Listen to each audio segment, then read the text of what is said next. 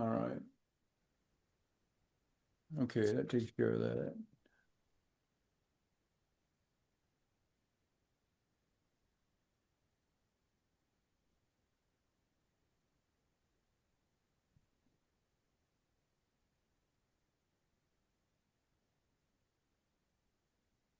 Um, I'm gonna, Jeff, would you like me to, this is Rich, would you like me to monitor the chat for you? what's that? Yeah, yes, I'll monitor the chat, and if I see something salient or timely, I'll cut in. Otherwise, I'll just answer the chat yep. directly myself. But if it's something that the group needs to see, I'll come in on you. I think that would be valuable. Okay. All right.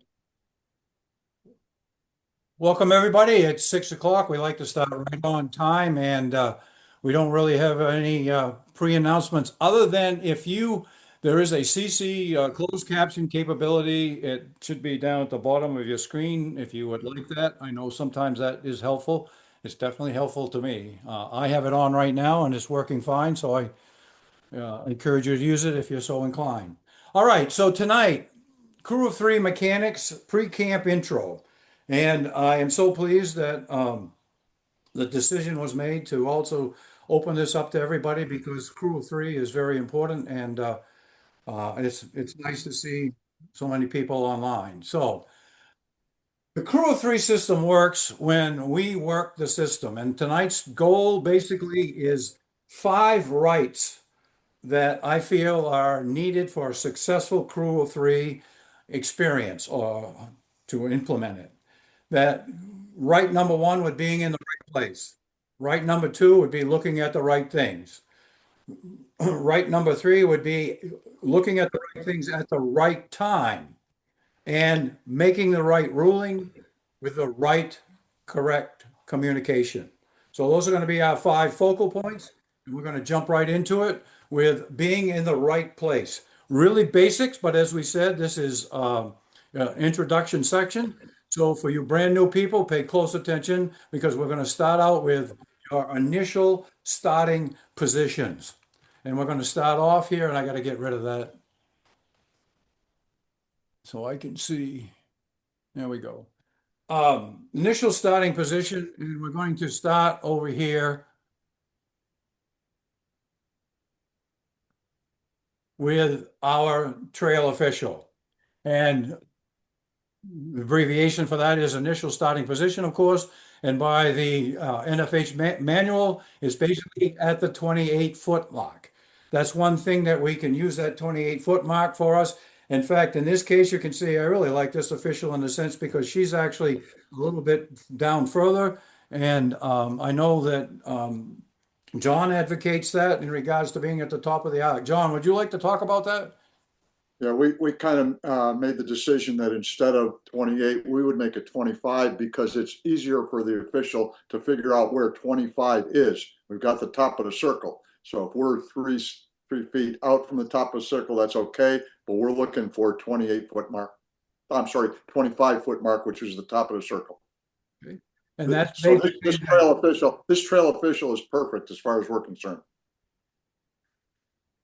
okay, let's move on to the lead official. And I'm not going to spend a whole lot of time on lead right now because we have a better explanation later on in the program. So, as always, we'd like to see that lead official 4 to 6 feet off the end line, working the ABC positions. And I'll talk specifically about that when we get further down the road.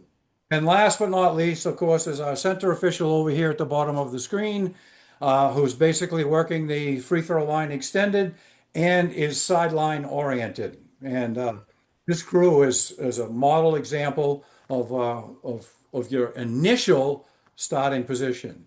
Now, I say initial and the big caution, because anytime we talk about mechanics, procedures, um, we have to be careful and make sure that we understand that these are guidelines. That, obviously we have to adjust to the players on the court. We have to adjust to the situations of where the ball is. Uh, so nothing is cast in cement and 100%. These are guidelines that most of the time, best case scenarios, that's where we will be. So, but they're not absolutes. So we just talked about that.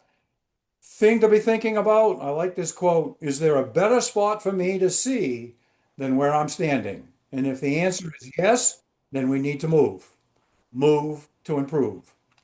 All right, the second right, we need to be looking at the right things. Obviously, we're talking about primary coverage area, sometimes referred to as our PCA. So, and we need to remember in Arizona, we've modified what's in the NFHS manual.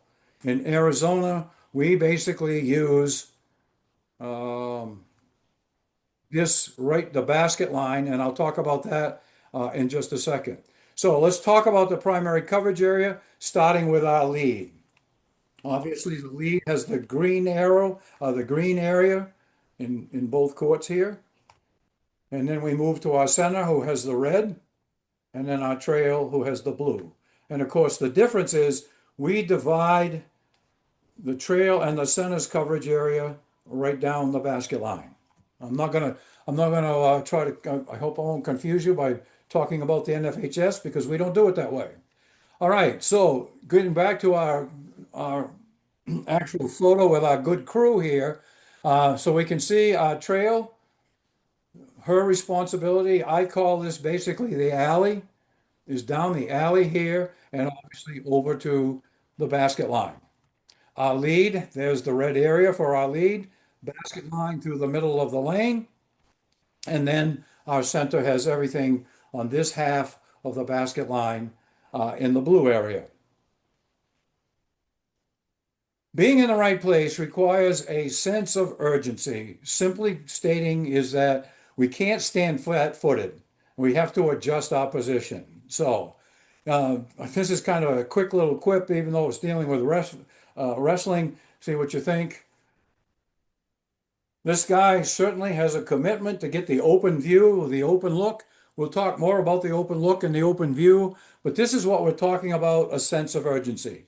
So we're going to start off with our first video that I think does a good job of showing a sense of urgency from 3 different camera angles, and hopefully it will drive the point home.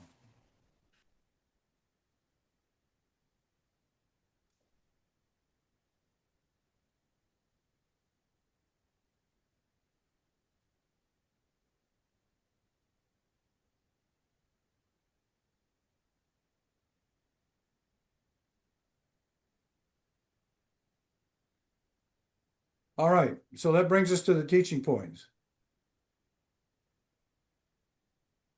Let me back it up.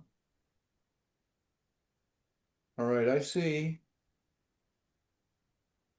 huh, I see a little bit of an issue, and I don't know if this comment's going to make any sense or not, but we actually have 100 participants online, and I just got a notice on my screen that evidently my subscription only allows 100, and it allows 99.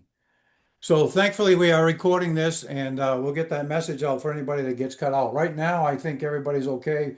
But anybody gets cut out, they're not going to know why anyway. So anyway, back to the teaching points. Having a sense of urgency improves our chances of obtaining an open view. And I'm going to, as I said, we'll talk about that term open view throughout this whole presentation. And it really enables us to be able to observe the point of contact. And this is the reason why we advocate crew of 3, because we need to be able to see. A lot of times in a crew of 2, we get straight lines, so we can't see a hit here, or a little tap under the elbow, or a little poke to the gut. Now, obviously, if we don't have a sense of urgency and we are satisfied with being straight line, then we might as well not even have a crew of 3. So, but this clip, whoops, uh, this clip,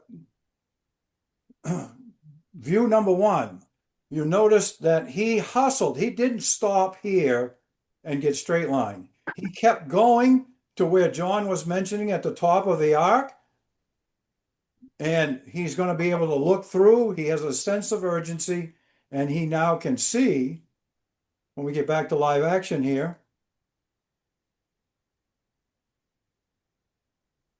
There was going to be a little tap on the wrist. And this angle is even better right here. If he hadn't come down into this area, you can see that with my cursor, right? Yep. He would not have been able to see this hand hit the wrist of this three-point attempt. If he had been straight line, there's no way he would have been able to see that. And from the other angle coming up,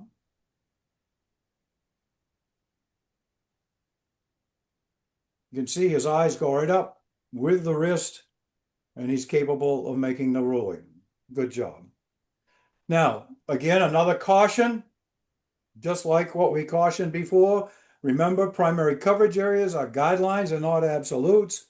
And we've got to be careful not to get too solid in just our primary coverage area. And so we've got to talk about the extension of the lead's primary coverage area. And that this clip will demonstrate that.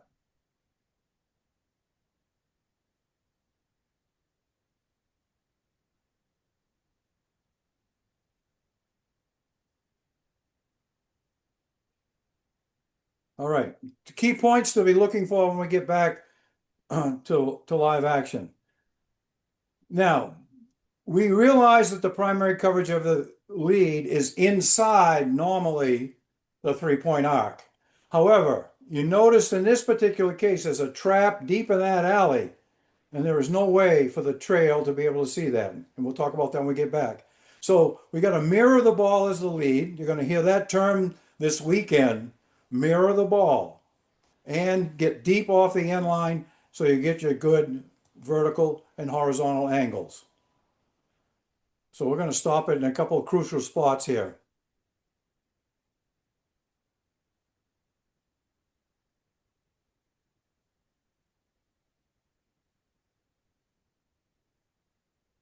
So our lead really needs probably here to position adjust to mirror the ball. So what we're talking about here, he's got fairly good depth here, but he probably could be back off a little bit more. And by mirroring the ball, he can be out wider. Now, please don't misunderstand what we're saying is. This is not his primary coverage area, but this is what we're talking about. Sometimes we have to extend it and we have to adjust. And we do that with our peripheral vision. So to do that, he would mirror the ball and come out here and be able to see that. Because if we look at the trail, it would be impossible for him to see illegal contact. He's got two players, actually he's got two defenders and the back of the offensive player screening him out. Even though that's his primary coverage area, we've got to get help. And we have to have that sense. So in this case, it would be an area where, for lack of a better term, I guess, you would peek into that particular area. Continuing on.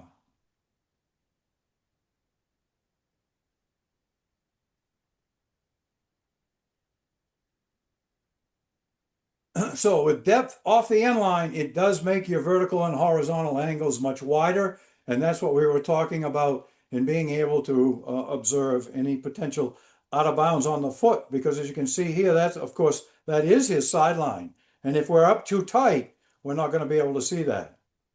So that is his responsibility. All right, one more item, I believe.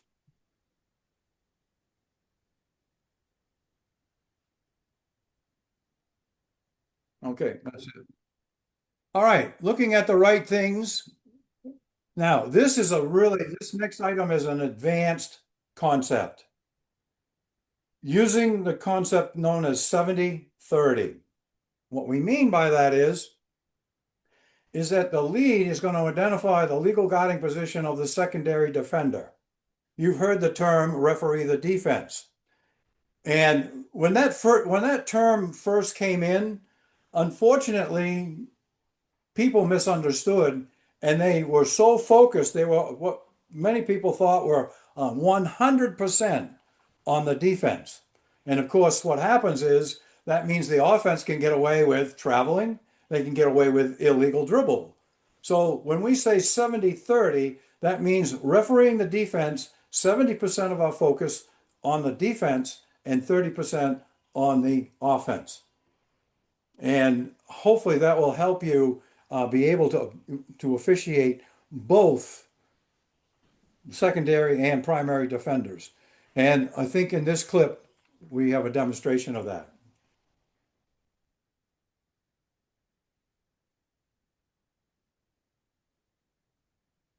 All right, so in this clip, whoop, let me go back just a tad. Our lead, and what we're talking about here is the term eye discipline. You can't be a ball watcher, obviously, to officiate whether it's crew of two or crew of three. Especially it's important in a crew of three to have eye discipline. And that means you've got to have discipline in your particular coverage area and you got to know what to look at. So in this clip, our lead has excellent eye discipline and he can determine who the secondary defender is and whether or not they obtained LGP, of course, is legal guarding position. So let's take a look at that.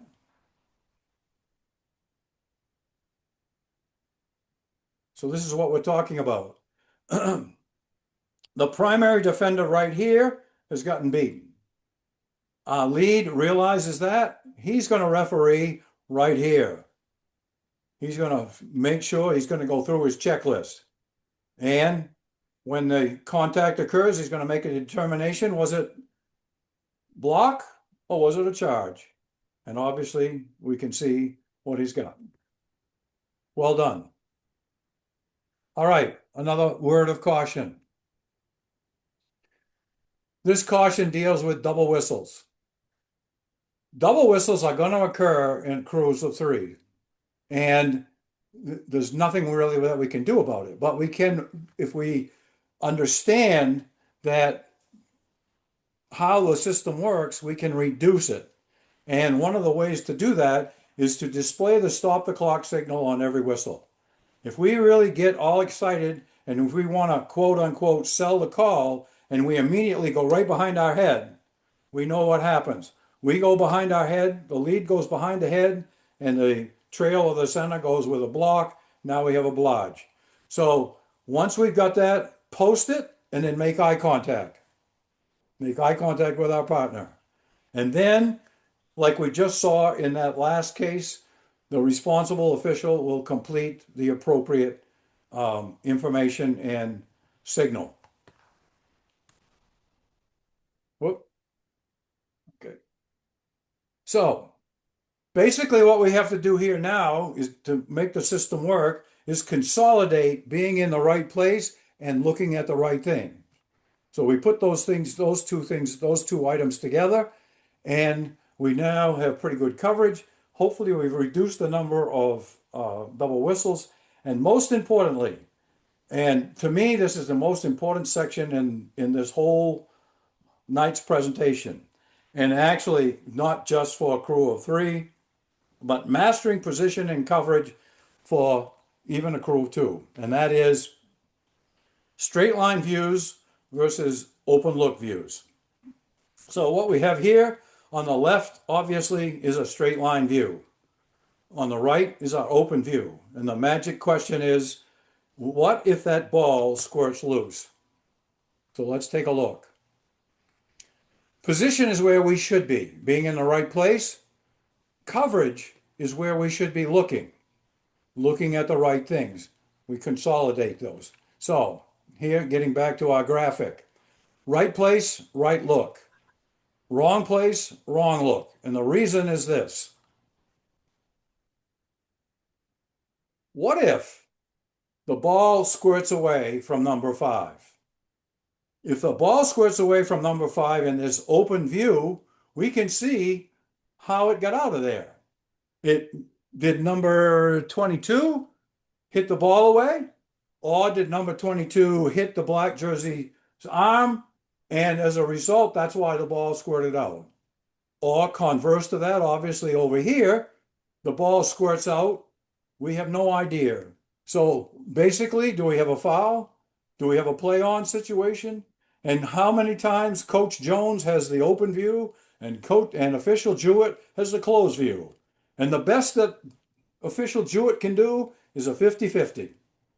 There's no way I can tell whether the ball was hit or whether the arm was hit. So, the moral of the story, call what you see and see what you call. And by adding a third person to our crew, hopefully that gives us more opportunities. Because if you stop and think, a lot of time our center official is going to be right where Coach Jones would be as well. And therefore, we're going to be more accurate in that regard. It requires, as we've talked about, a sense of urgency and adjusting our position, so we don't want to accept a straight line position. This next clip, I think, does a real good job of a situation that reinforces call what you see what you call. Whoop. There we go. I can't believe that.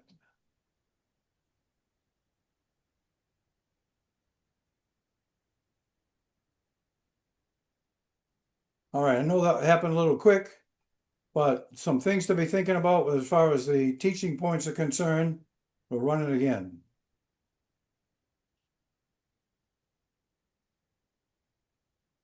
All right, so here's official Jewett, 50-50 Jewett.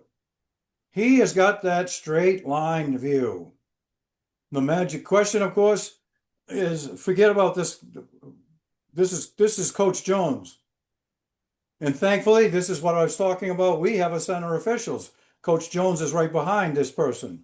But our center official has got the open view and can see that red goes straight up in his vertical space and white goes straight up in his vertical space. And at least in my opinion, should be a play on. So unfortunately, Jewett down here is going to put air in his whistle, and he shouldn't.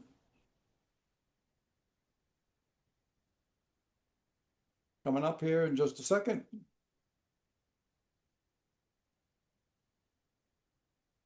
I think.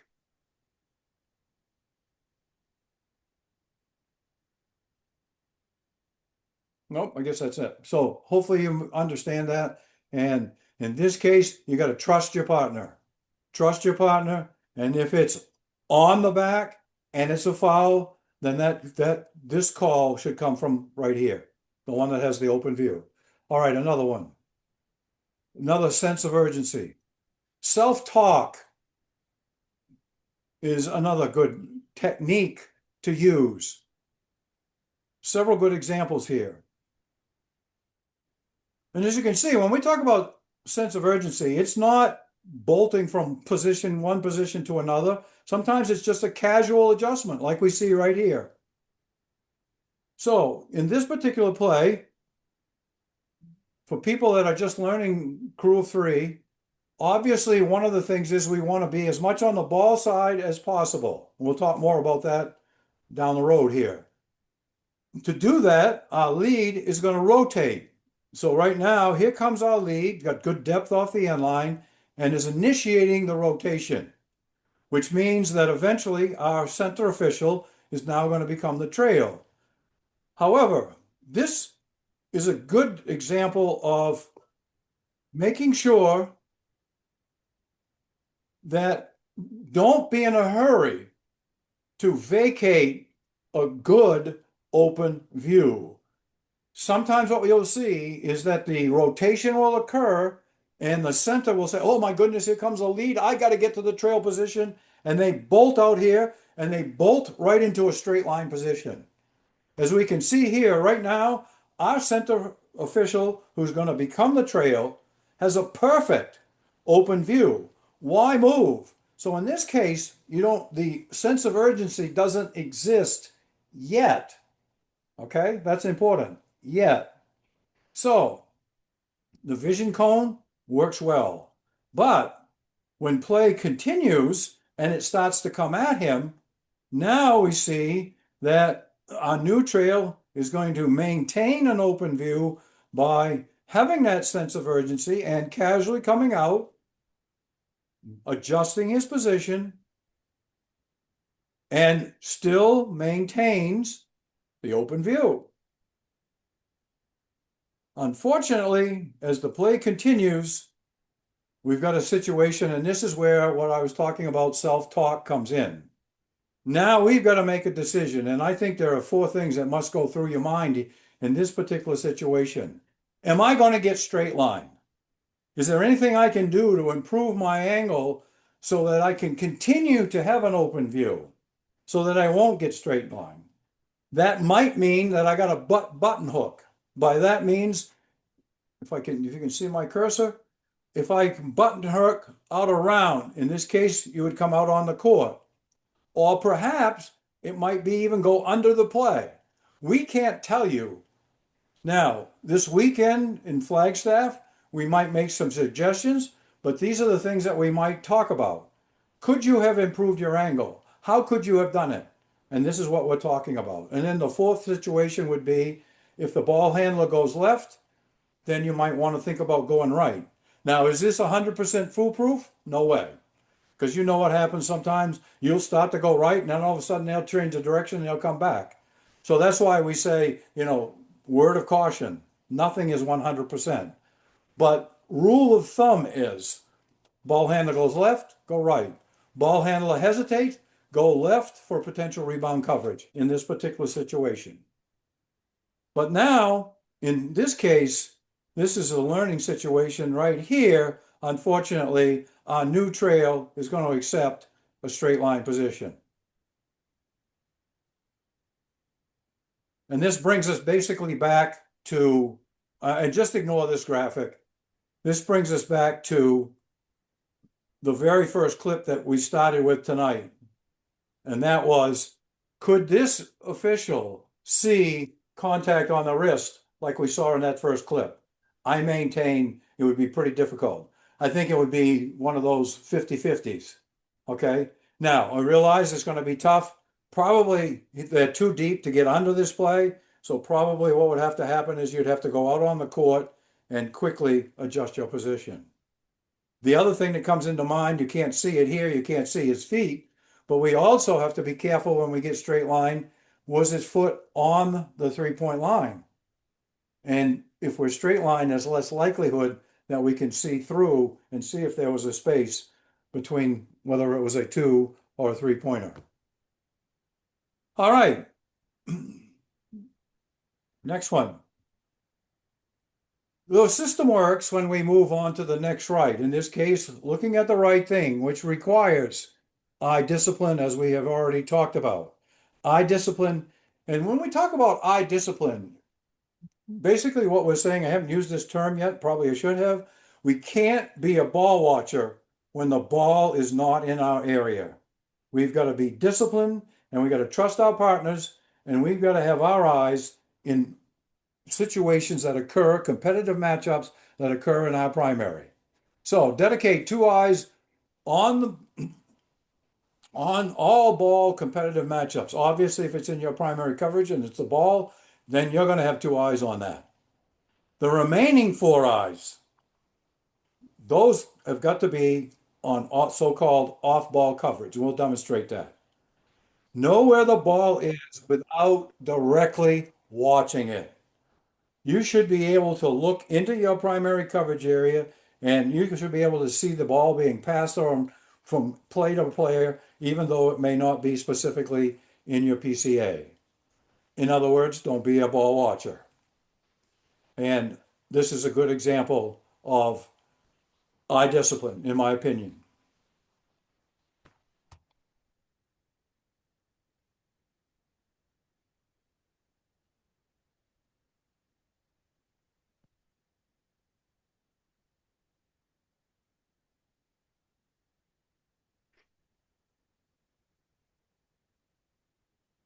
So, and this also deals with secondary defender, just like we had a few clips ago.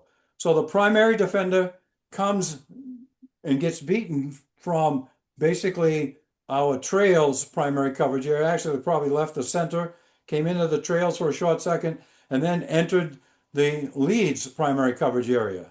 But this is what we're talking about eye discipline, that she knows that she's also got to be responsible for that secondary defender. So she has determined that they have obtained legal guarding position. And even though the ball is in her primary coverage area, she has that good discipline, stays with the play, and makes the correct player charging ruling. Well done. All right, another pass crash that didn't have quite the same outcome.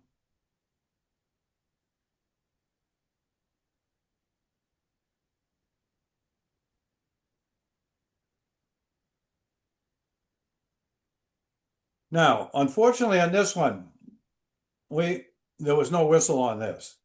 So let's break it down a little bit. And remember, I should have put the graphic up here. Remember, the intent of these videos are always to improve educational experiences, and that it's not to belittle a player, a coach, fans, or obviously an official.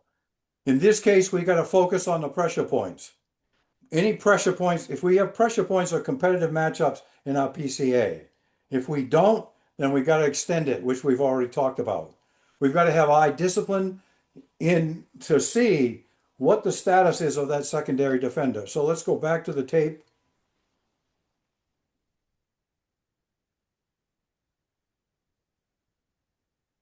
So having no pressure points in their primary coverage area, our trail and our lead. So, here's the PCA of our lead. No pressure points in here. Can put their eyes, where am I needed? Where are my eyes needed? I don't want to be watching the ball. There's probably going to be screening activity here. I'm going to dump the ball down into the low post. Same thing with our trail. Nothing out here. And as a result, where can I look to help? And then obviously our center official, because the ball is in his primary coverage area, he's got to stay on the ball. So right now here we have our eye discipline from our lead official on that secondary defender, and hopefully we'll have a ruling one way or another whether it was legally set or not. Okay, next. Eye discipline. In other words, don't be a ball watcher, as we've already said. Be ball and situation aware without necessarily specifically watching the ball when it's not in your PCA. All right, look at the right things by providing off-ball coverage. And again, we got to consolidate. Being in the right place, looking at the right things. Now we got to add a third component at the right time. So now, remember I postponed talking more about the lead. Now we're going to focus on the lead. And for you new officials, this is where you really want to pick your ears up, because the lead is the key in a crew of three. Being in the right place. As we said, initial starting position, we've already covered it. 4 to 6 feet off the inline. Being aware they're going to be moving from A to B to C. And we're going to talk how that's done. And his actual position is going to be based on ball and player location. What's happened here, the ball basically is in the center of the court, a little bit on this side of the basket line. So our lead has closed down to almost the B area. Well done. So using a diagram to try to explain that, if the ball is coming up the near sideline to the lead, then the lead obviously is going to stay wide and will be in the A position.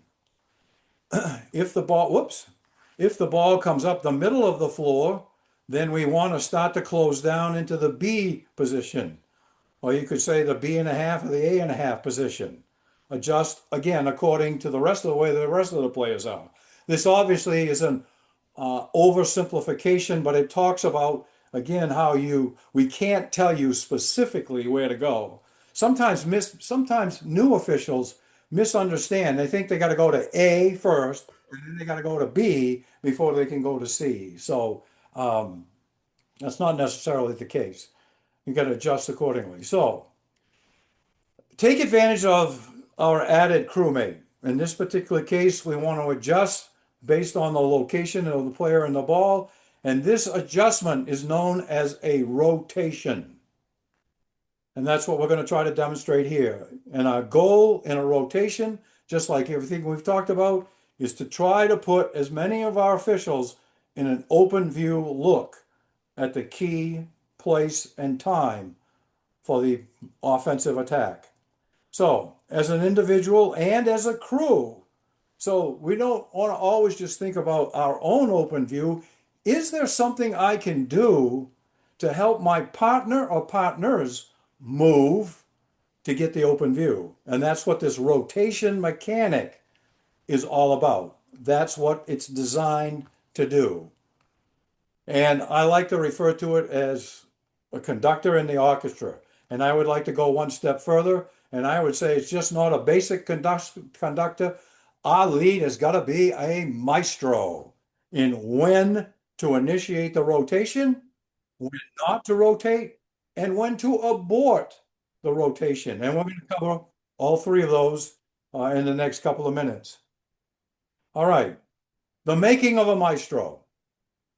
Getting a crew, note that I said the crew. Now, we've talked pretty much a position adjust for individual positions. Now we're talking about the whole crew. Mirroring the ball. Our maestro has got to mirror the ball. Wants to double up on the ball side. So here's a graphic. If the ball is passed from where we were in the A position up to the top of the three-point arc, close down to the B position. So A to B, A to B. Now, ball goes over on the side and down in below the free throw line extended. This is the time that we want to mirror the ball. And obviously to do that, we have got to cross the lane. And we're going to do that by going to the C position. And this, in essence, is a rotation.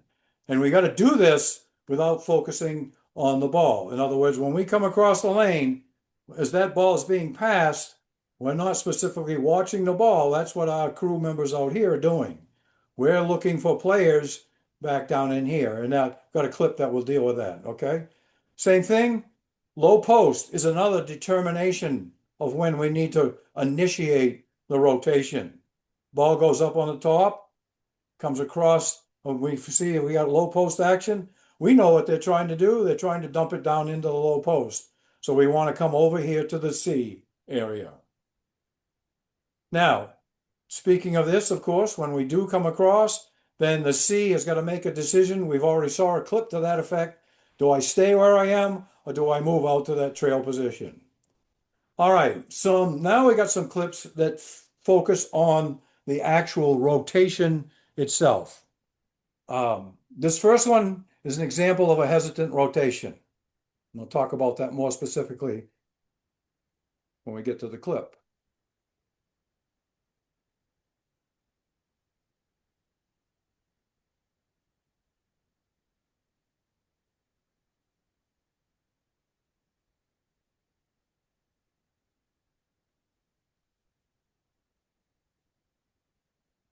All right, several teaching points in this one.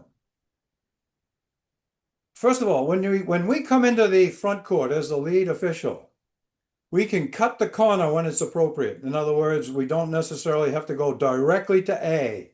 We could go down to B. We rotate when most of the players are on the weak side. We rotate for an open view, as we've already said, or we're looking for that low post pressure point. And we're looking to stop the rotation if there's a closed view or if that's going to cause confusion. I'll cover all of those items one by one as we get back to live action. All right, so, whoops. When the ball comes up the far sideline, like it's doing here, this is what we're talking about, cutting the corner. In other words, our official here does a good job. There's nobody out here. There is no reason to go to point A to come down here to point B because it looks like they're going to attack over here anyway. So go directly right down to the closed down B position. And so in this case, this actually serves as the initial starting position. All right, as play continues.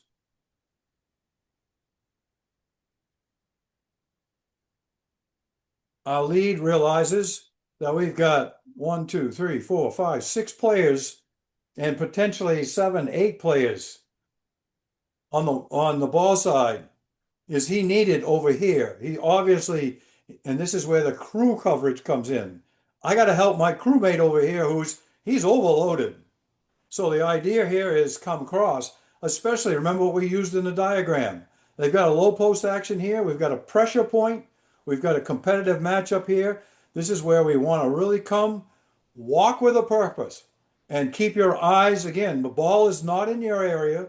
So we come with our eye discipline and we focus right here and we come across. Unfortunately, we've got a little bit of hesitancy here. And that can happen, especially in this day and age where they skip the ball. So sometimes you adjust in the game.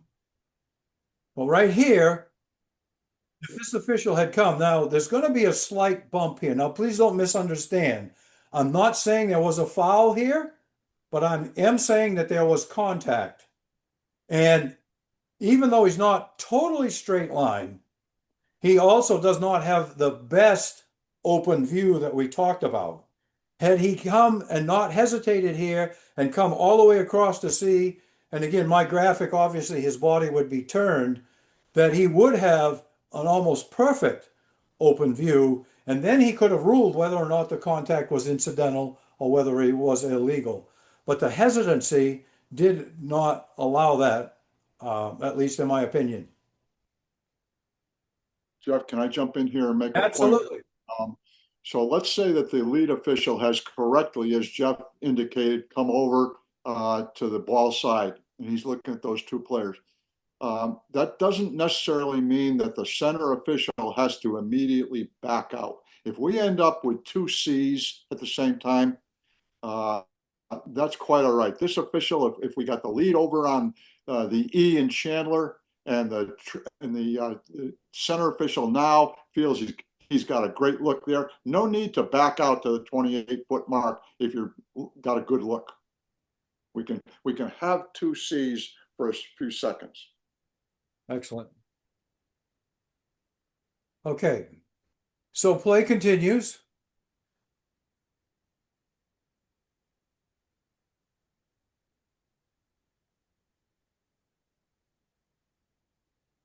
We already talked about that.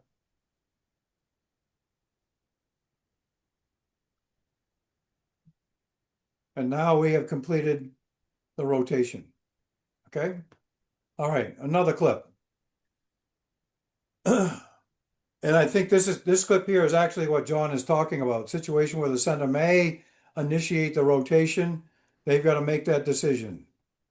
No, actually, it's not what John was talking about, but it's still another important concept. All right, I'll let the play go and you can watch it.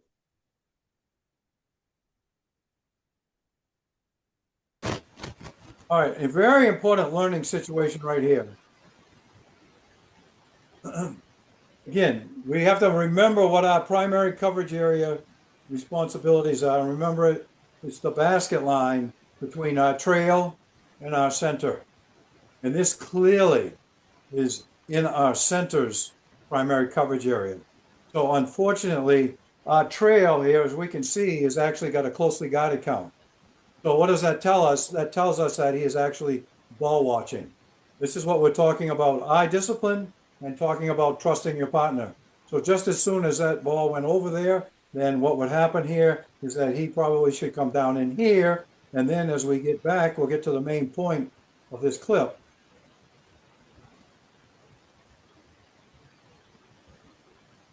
Which is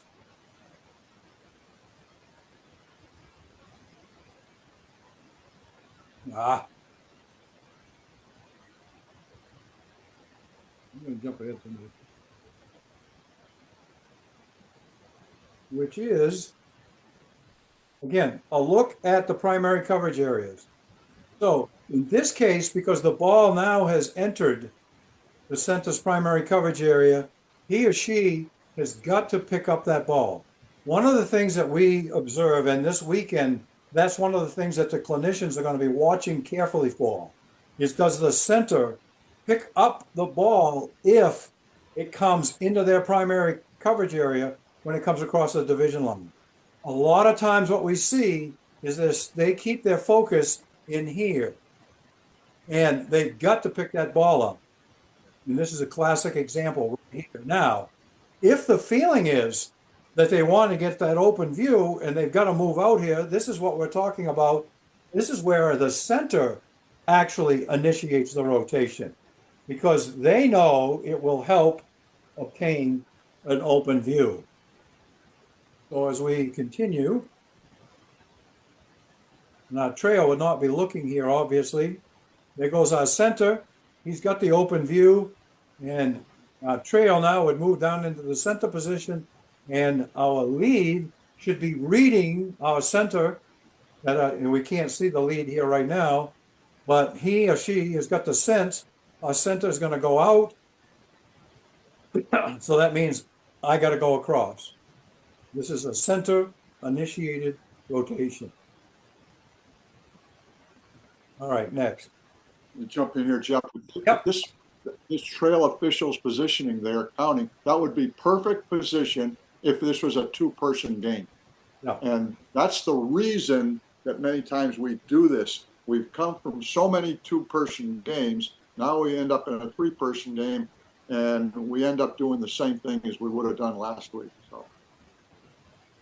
And that brings up a good point. And Rich, I see your hand. I'll get it in just a second. But that brings up a good point for you brand new officials, because right now, as John just said, you're going to be used to working crew of two, and it's going to take a little bit of adjustment to get out of that crew of two mentality. Rich, what do you got? Can you hear me? Because I just unmuted myself. Yeah. Hello? I assuming- thought it was Rich Panetta. If you've got Richard Lewis. if you've got a Richard question, Lewis. please put it in the chat box, because we were on a strict time frame right now. So if you've got a question or something you'd like to add, Rich Panetta is monitoring that. So, and then also we probably will have some time. We're doing pretty good on time right now. We probably will have some time at the end to deal with it. Okay, thank you. All right. So some words of caution. Do not rotate while the ball or the partners are in the backcourt. By the way, for your new officials, this is almost gospel. You really got to focus on this. Do not rotate while the ball or your partners are in the backcourt. And stated a different way, make sure all three partners, I should say all three officials, are in the front court. Do not rotate while the player is in the act of shooting. Do not rotate while a player is on a drive. The lead should use eye discipline and locate the pressure point that needs attention. We've already addressed that a little bit. A rotation is completed once the lead has crossed the farther lane line. We'll talk about that a little bit more in another clip. And abort the rotation on a quick ball reversal. In other words, if you haven't crossed that farther lane line, then you just simply go back. In other words, you go back to where you came from. And abort the rotation on a drive or an attempt to score. Those are very, very critical. I would lock those away and make sure that you understand those. And if you don't, ask somebody to make sure that they get clarification on it. We will clarify some of it right here. All right, first this clip.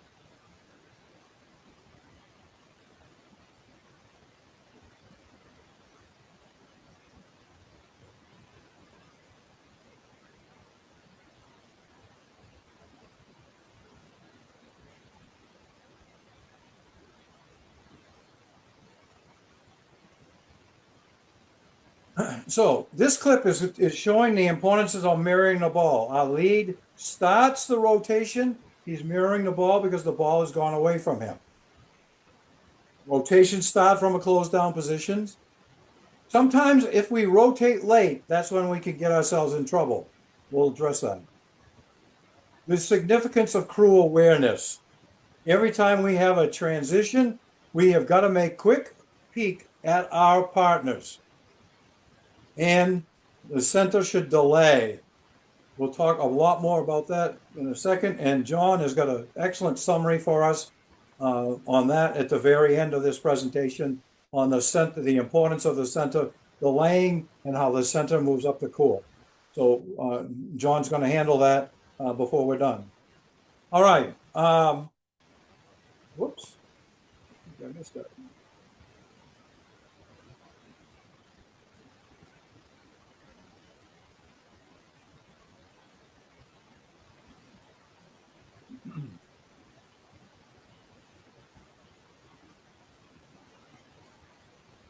All right.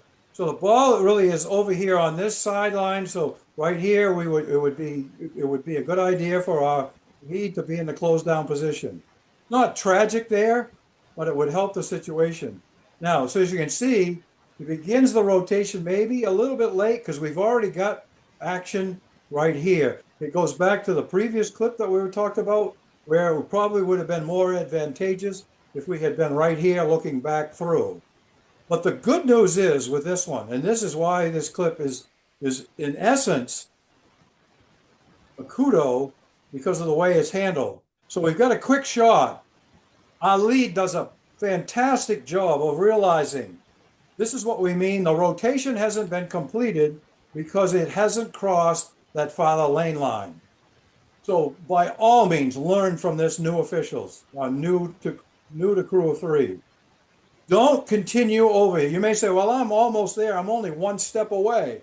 No, because you're putting this official in a real bad spot by doing that. So what's going to happen here is that you just simply are going to abort the rotation. And the other good thing, why I say this is actually a kudo, is because he realized, oh, I might have put my crew at a disadvantage. Center realizes that, and he basically points, you go back. And the other good thing is lead is going to point to the trail who is starting to close down to the center position and basically say, good luck, buddy. You're going to have to get to the end line. But the good news is that well, what would have been our new center and our trail, new lead, this is a classic awareness of the crew and the situation. We got a scored basket. Where's my crew? I start to see my lead come back, so that means I got to take off. And maybe I'm going to get beat, but that does happen on occasion. But I've got a fifth gear, and I'm going to put it in gear, and away they go. There he goes, shifting up, and he hustles to the end line. All right, next. Now, what happens? This is going to happen. I'll tell you, this is going to happen more than once this weekend.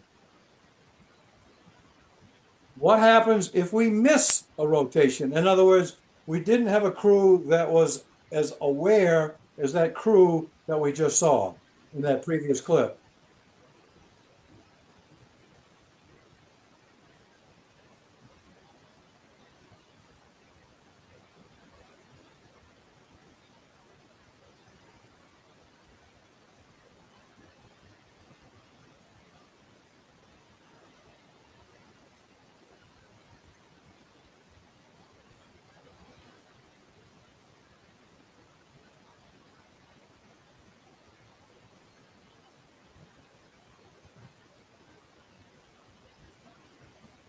All right. The significance of initial starting positions, we're going to cover that. Problems caused by ball watching and the lack of eye discipline and being partner aware in all transitions. Every time we have a transition, you've got to take a quick peek.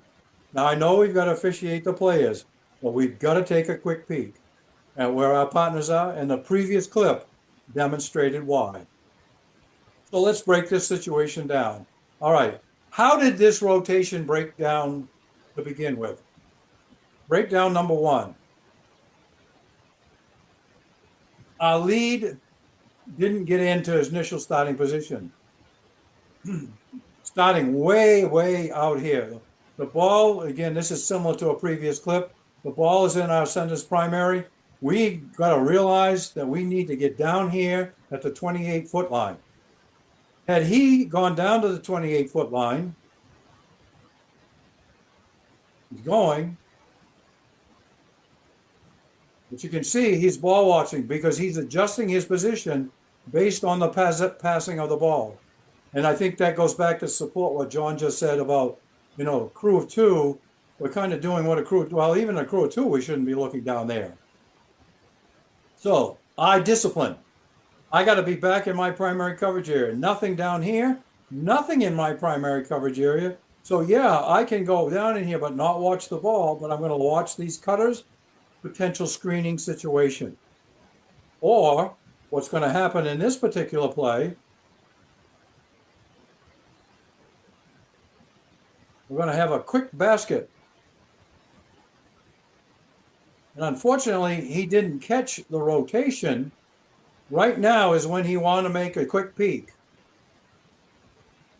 Okay, there's my center. My lead is over there. Wait a minute. That means I'm the center. There's two officials on the other side of the court. That's lead trail. I got to be center. But unfortunately, as we can see, he's going to continue. Now, Jeff, can I jump in here? Yep. This is important to watch because this is exactly what's going to happen on Friday and Saturday. Exactly. And we're going to try to avoid this. We end up with two people becoming the lead, and you're the new trail, and you got to figure it out. So let's pay attention here.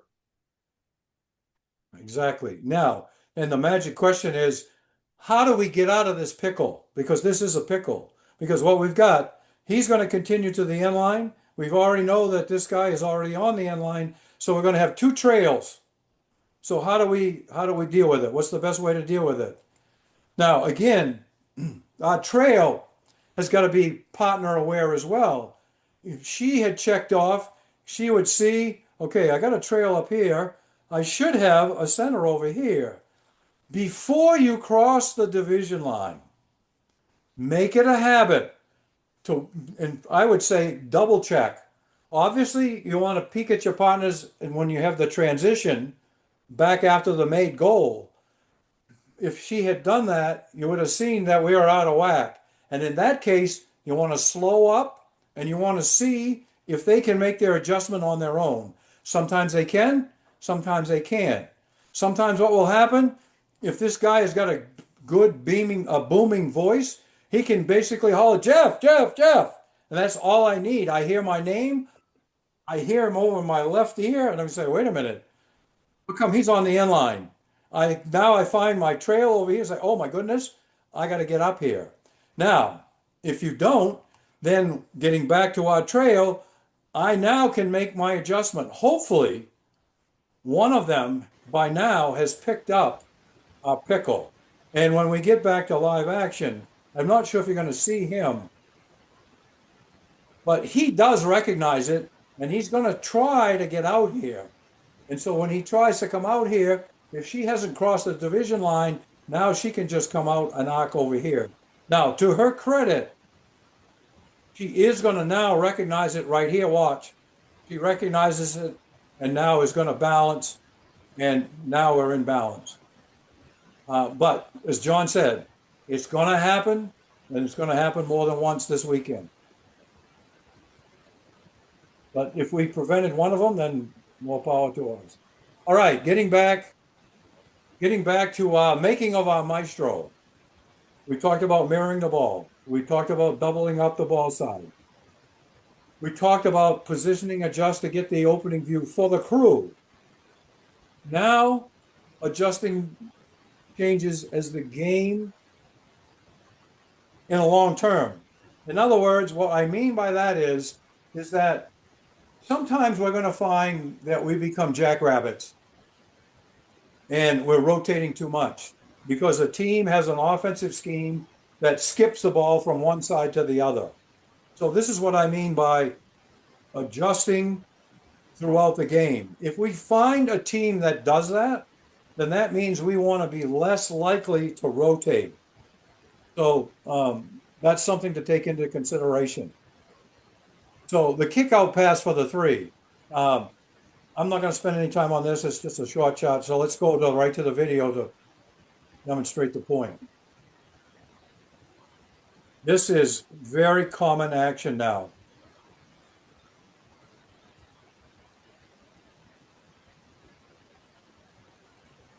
So there are several good points here. Watch this. See, they come out high, they hit a high screen.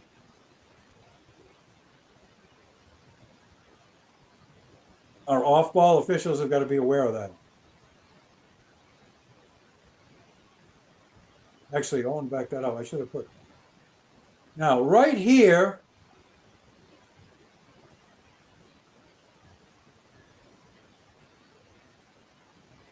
right here. Now, our lead official is in perfect position. He's in the close down position. He hasn't started the rotation because he's analyzed the situation. There's no low post. There's no other players over here. More of the players are back here. So are they trying to, this is what we mean by the game plan. Are they now, and then you can see this is in the second half. I don't know if it's oh, it's the third quarter. So you can see by now they have adjusted to the game. This team likes to start out on one side and swing it back. This hasn't fooled our lead official. So instead of coming over here and then get fooled by the ball going back quickly over here and then he becoming a jackrabbit, he closes down in case it's needed, but it's not. Excellent decision. And our trail is in perfect position with the open view. And when they pull it back out, he still has got the open view. And now in this case, see, this is what we mean by we can't tell you where to be. We know that the normal trail position is right somewhere between the 28 and the 25, right?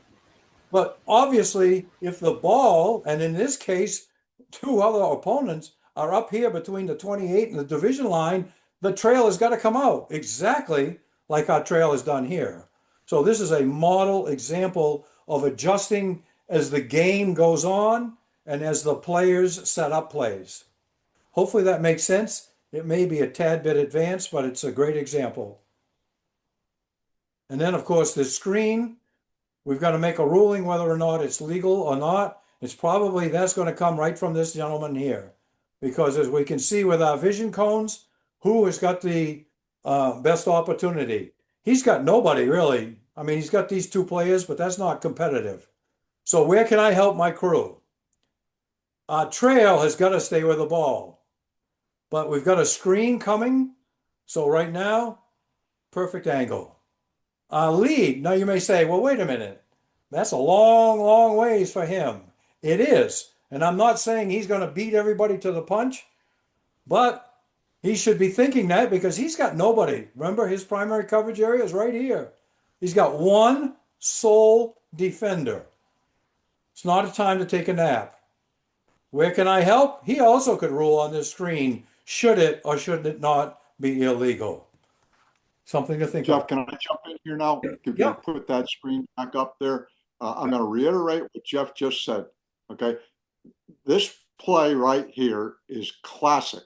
And if we get one thing out of the hour and 15 or hour and a half, whatever this is the play that the trail official here has the red defender and the dribbler, and the center official has the screener. If you get one thing out of this hour and 15 minutes, this is it. All right. Okay, continuing on with our maestro. We just talked about adjusting to changes in the current game before us, recognizing the offensive point of attack. Um, I'm going to skip this one because we're about an hour in, so I want to make sure we get to the John's thing at the end. Um, make the right ruling. So, rebounding coverage.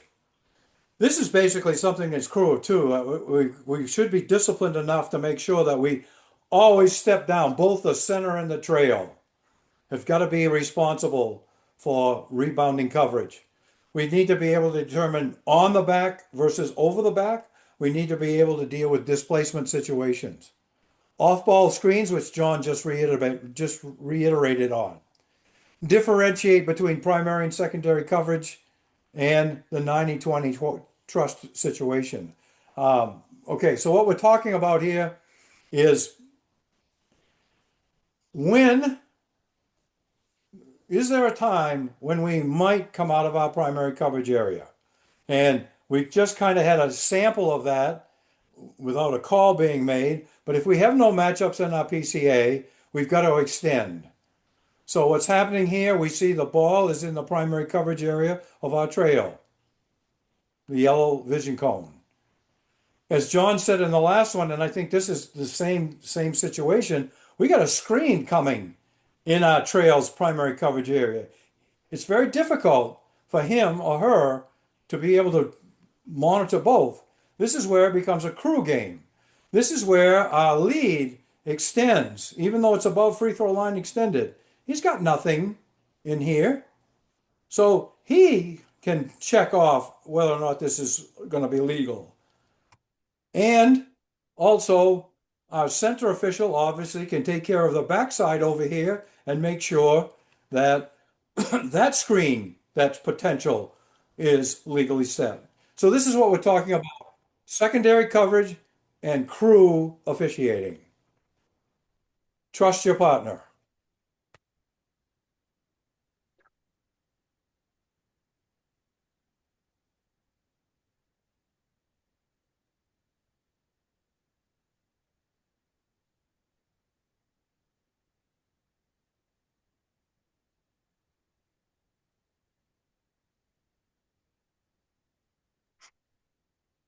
Respect your partner's PCA.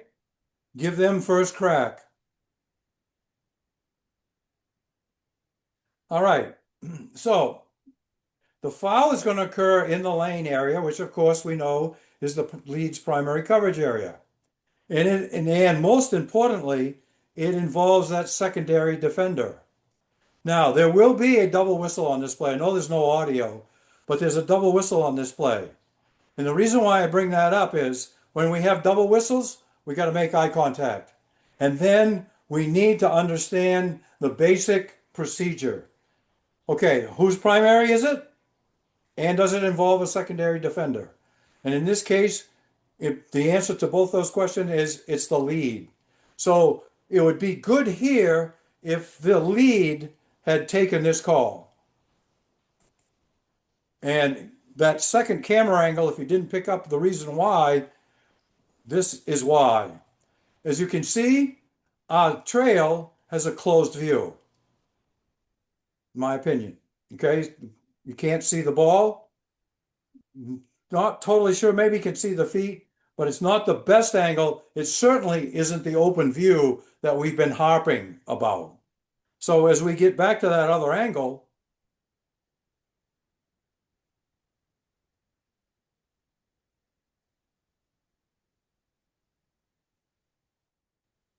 right here, and the interesting thing, this camera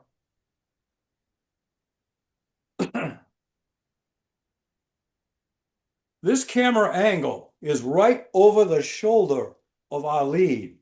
So this is basically what our lead, excuse me, is looking at. And so the magic question is, which player caused the contact? Which player's vertical space was violated? I put the yellow line in here, hopefully to make that point. So we can see our white jersey player basically gone straight up, vertical space. He's entitled to that space. And unfortunately, we know when we get back to live action that the black jersey player is going to undercut him. He is going to invade his vertical space. He is responsible for the contact.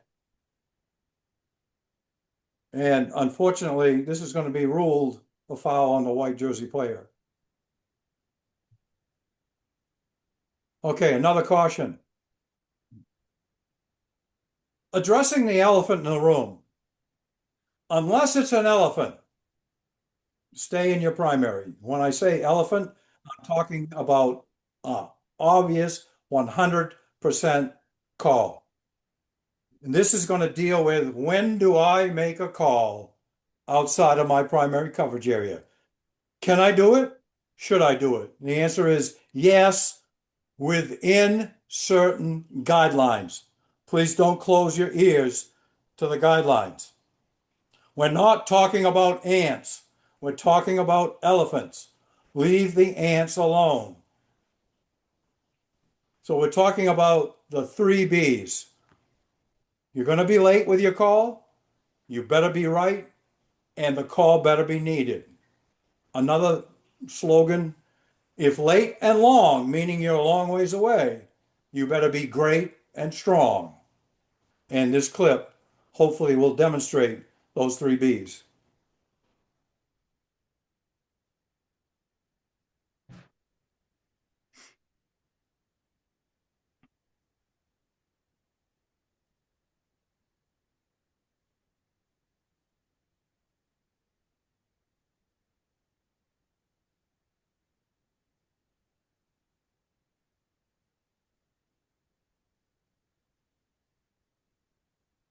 All right, it's coming right up here.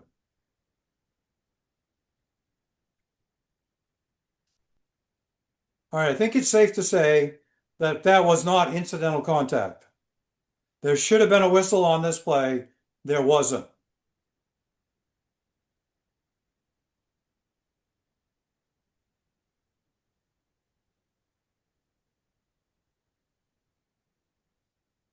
So what happened?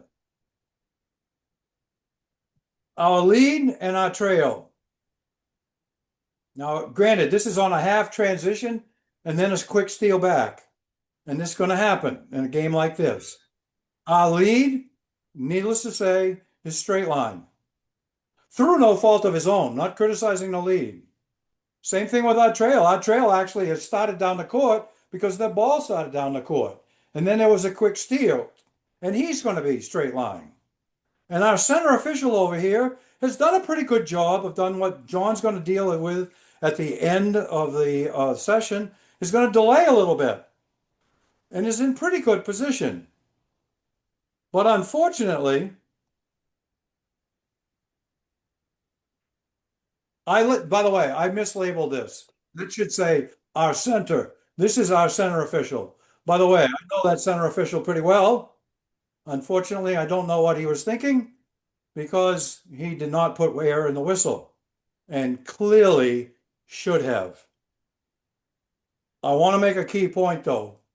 For you new people that are just learning three and for you veterans, sometimes we have the misconception that, well, wait a minute, it's on the other side of the basket line. That's got to come from either the trail or the lead. This is what I mean from an elephant. This collision, this pancaking, that's an elephant, not an ant. That needed a whistle, even though it wasn't in your primary coverage area. So it's got to come across. I got to come across outside the primary coverage area and get it for the crew. Hopefully that made sense. This play will clearly demonstrate the Whoops. proper time when an official. Okay, here's another one. Actually, this is the same thing, and for the sake of time, I'm going to skip it because it's basically the same. Actually, I'll tell you what, I'm not going to break it down. I'll just let it run through.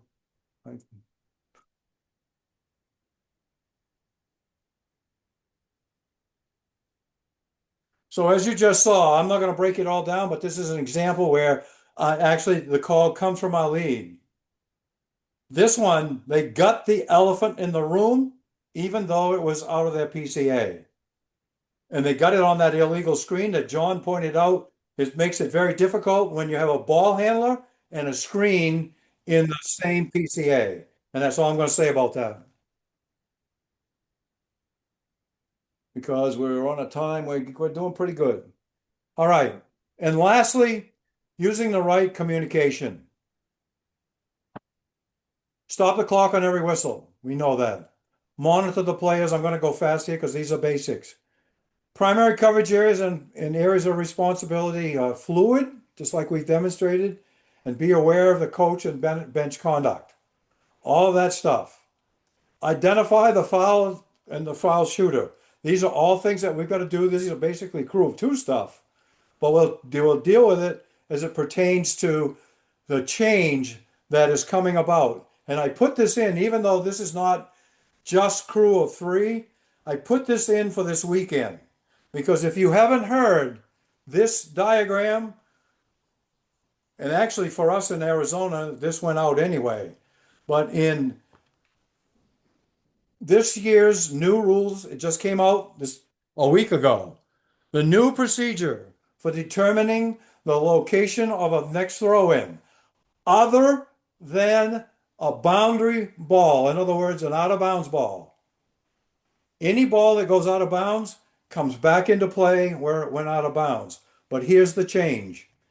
Any other throw-in, and there are 14 other possibilities, they will all occur at either the 3-foot line on the end lines, both either in the front court or the back court, or at the 28-foot line. I'm going to give you an example here real quick. And if this doesn't make sense, we will cover it a little bit more at Flagstaff, and obviously we will cover it in depth in the tip-off meeting. But just so you get a sample of what we're talking about. Last year, see my cursor, if we had a foul in the backcourt, right here near the division line, and we weren't in a bonus, we know that the throw-in would have occurred down here at the nearest sideline spot. That, with this rule change, that's gone out the window. And now the throw-in would come back here to the 28-foot line. And the other thing to note, which is not a change for us, by the way, the NFHS adopted what we did last year, and they're going to use now the 3-point arc. So in other words, the trapezoid has gone out. So I'm not going to spend any more time on that. In fact, I'm not going to take any questions on that. We'll handle that in Flagstaff and at the tip-off meeting. I do want to show this clip, though, to emphasize the importance of why the nearest throw-in spot and indicating it is important and a strong signal.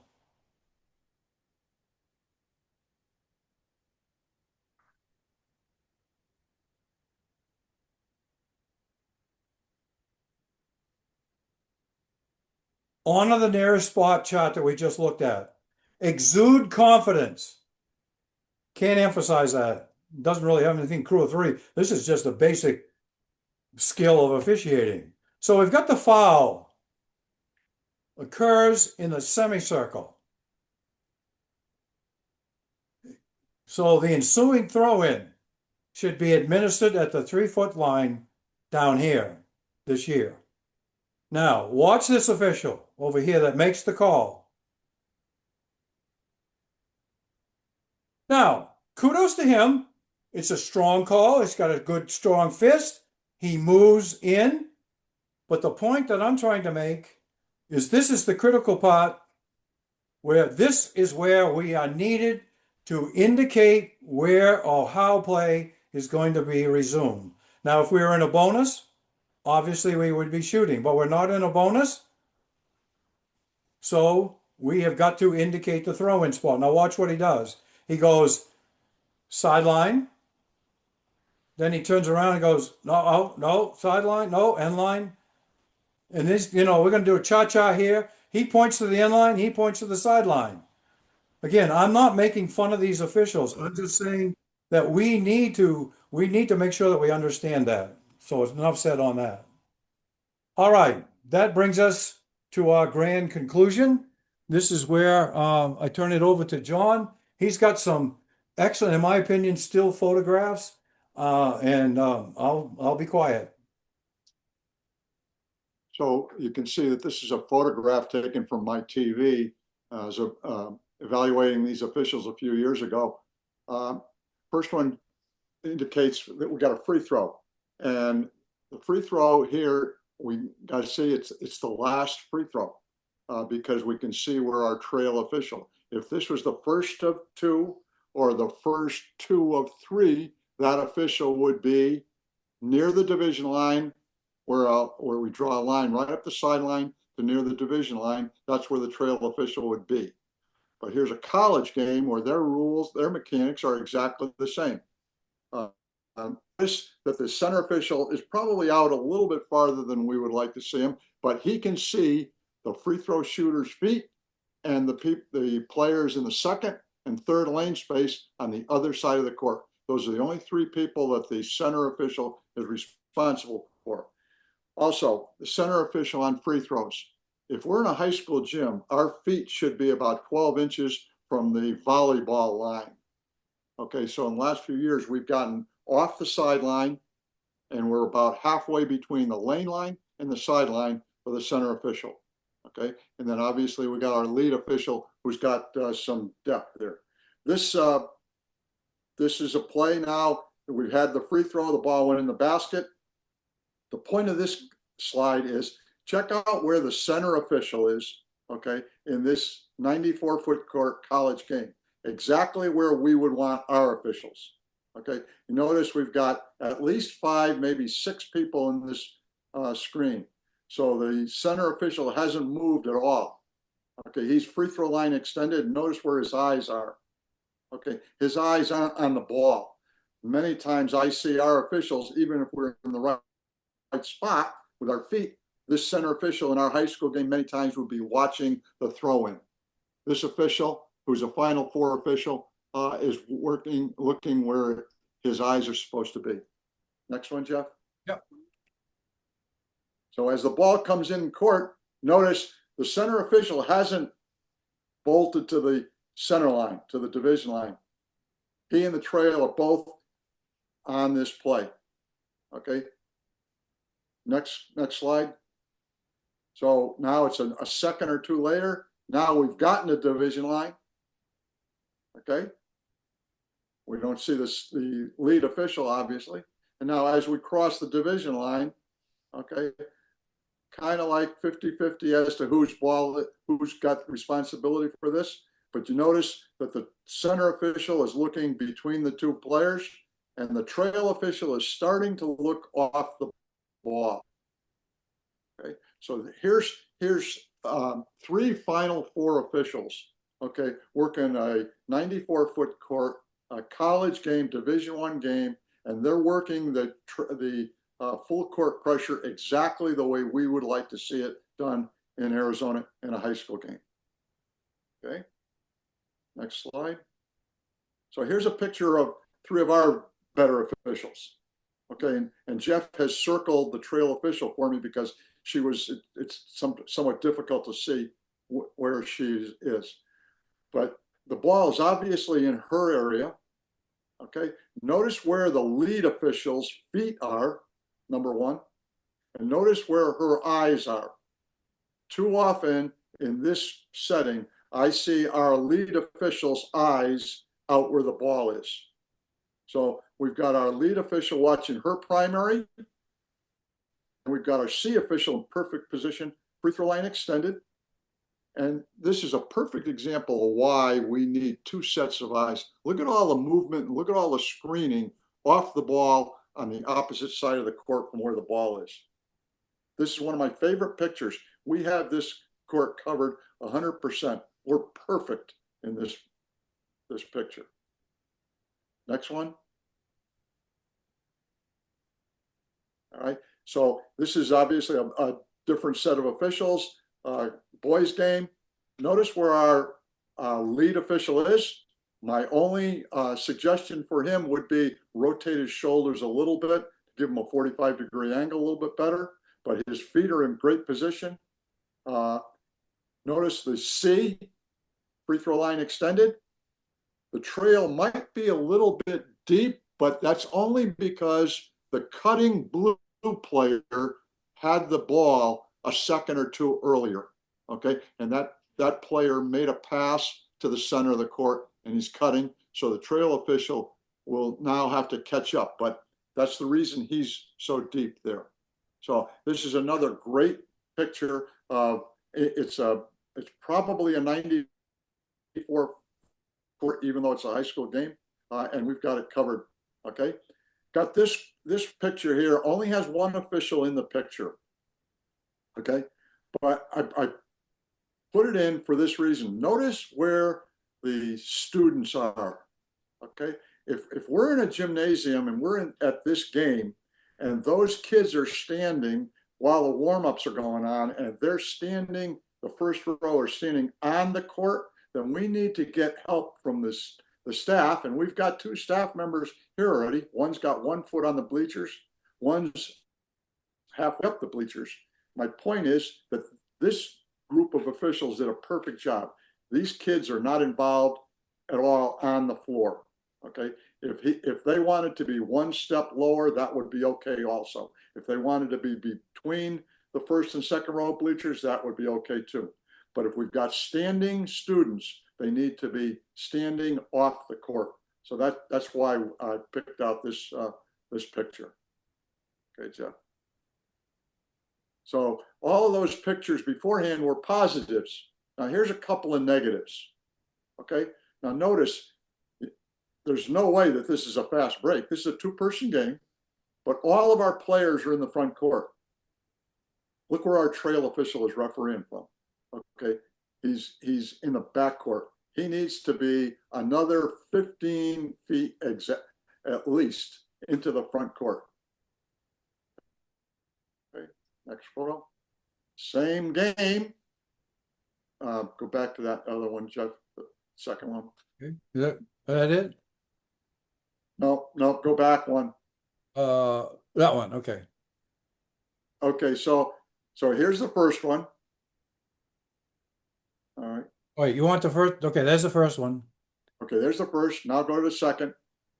There's the second one. Okay, so there's a second. We still got 10 people, 10 players in the front court. We can see them all. We need to be, right now, he needs to be basically in a 2-person game in front of that coach that's sitting on the court. Okay, so we want to avoid this type of officiating. Now Jeff's going to go to the last slide in this same game. Notice it's a tendency, our trail official is always too deep. He's at the division line. But notice the lead official, if we can find him.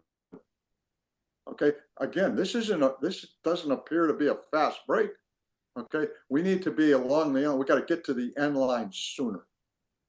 Right. So hopefully those still action slides help out a little bit, even though a couple of them were 2-person. I'll set Jeff. And with that, I am going to, how am I going to do that?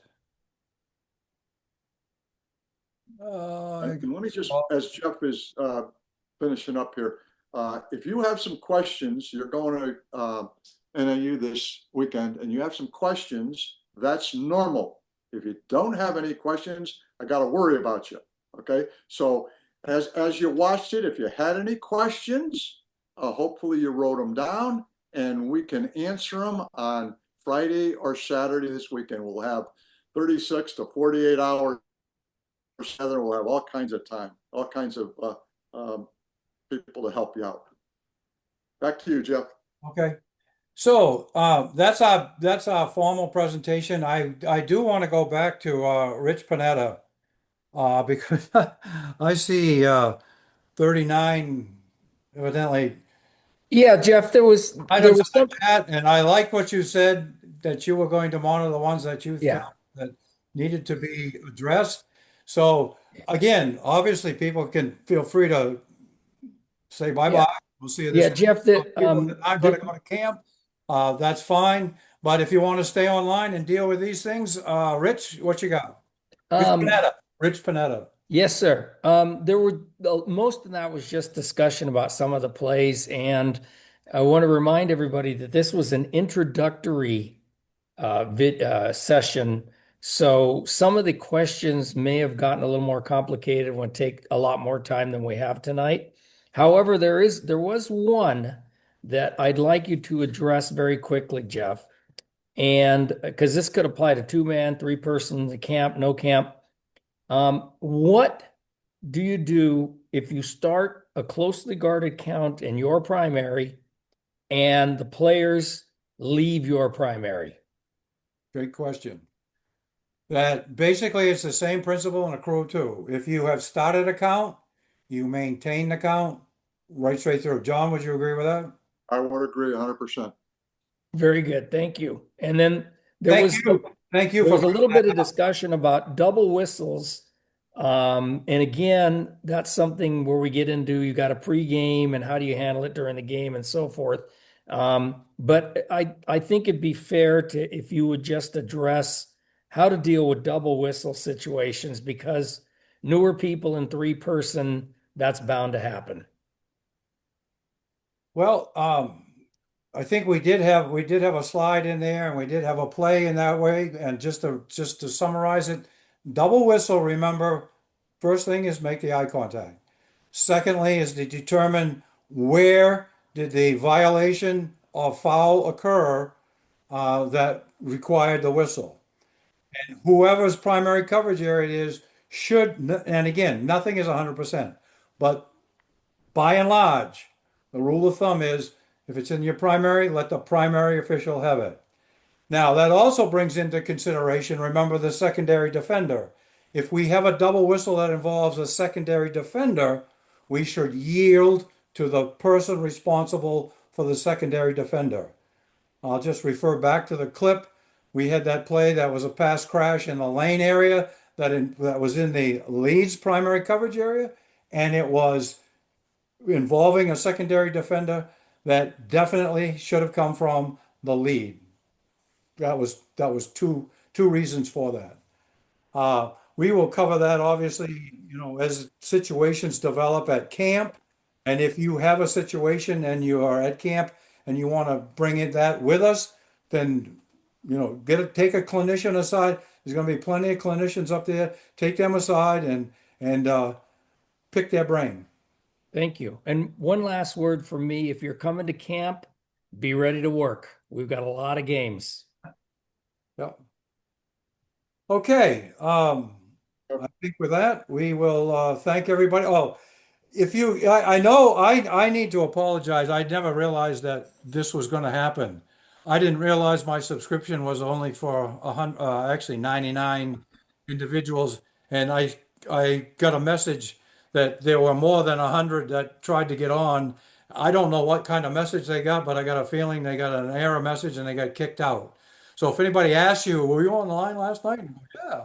Then you can explain what happened. I obviously will explain it tomorrow when I send out uh, the information because it was recorded and there will be a link to that. So it's not all lost for those people. So if somebody asks you, it is recorded. And if you want to review it, in fact, if you're new, I don't know how you're ever going to digest all that stuff. But all right. So with that, without further ado, I want to thank everybody for joining in tonight and look forward to seeing many of you in Flagstaff. Drive safely.